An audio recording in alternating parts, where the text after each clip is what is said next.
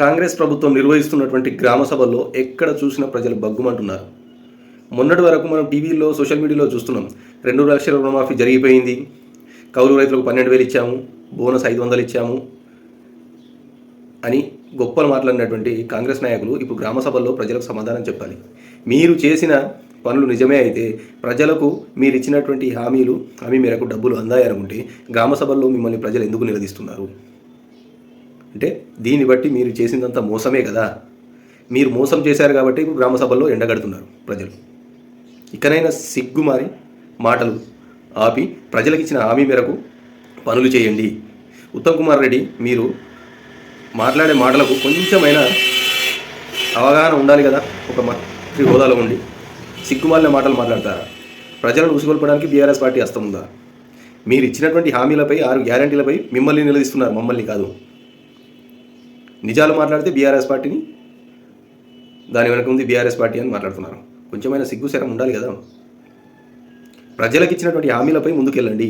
మీరు ఈ సంవత్సర కాలంలో ప్రజలకు చేసిన మంచిపై చర్చించండి. ప్రజలు ఒప్పుకుంటారు కదా. మీరు చేసిన తప్పులను ప్రశ్నిస్తున్నారు, అందులో తప్పేముంది?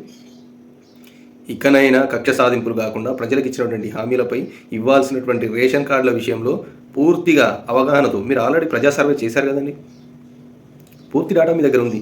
మళ్ళీ వీళ్ళని ఇబ్బంది పెట్టాల్సిన అవసరం ఏముంది? రేషన్ కార్డుల విషయంలో చాలా ఇబ్బందులకు గురి చేస్తున్నారు. మీరు హామీ ఇచ్చిన మేరకు ప్రతి ఒక్కరికి రేషన్ కార్డు కేటాయించాలి.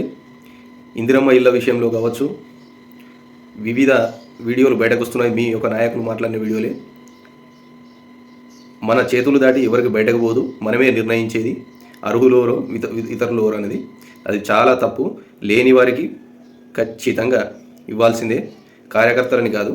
లేనివారు ఎవరైనా సరే, మీ కార్యకర్తలు కావచ్చు, ప్రజలు కావచ్చు, గుర్తించి అర్హులైన వారికి ఖచ్చితంగా ఇవ్వాలి. లేదంటే వారి వెనుక బీఆర్ఎస్ పార్టీ అండగా ఉంటుంది. తప్పు జరిగితే క్షమించేది లేదు. తస్మాత్ జాగ్రత్త. అర్హులైన ప్రతి ఒక్కరికి సంక్షేమ ఫలాలు అందించాలి. ఇకనైనా రైతు భరోసా అనే కార్యక్రమం, సంక్రాంతి అయిపోయింది, ఇంకెప్పుడు ఇస్తావు, ఉగాది దగ్గరకు వస్తుందని ప్రజలు నిలదీస్తూనే ఉన్నారు. మీకు ముప్పు తిప్పలు తప్పవు. ఎలాంటి సంక్షేమ ఫలాలు లేవు, అభివృద్ధి పథకాలు లేవు, అబద్ధ మాటలు తప్ప 6 గ్యారెంటీలో ఊసే లేదు. జై తెలంగాణ.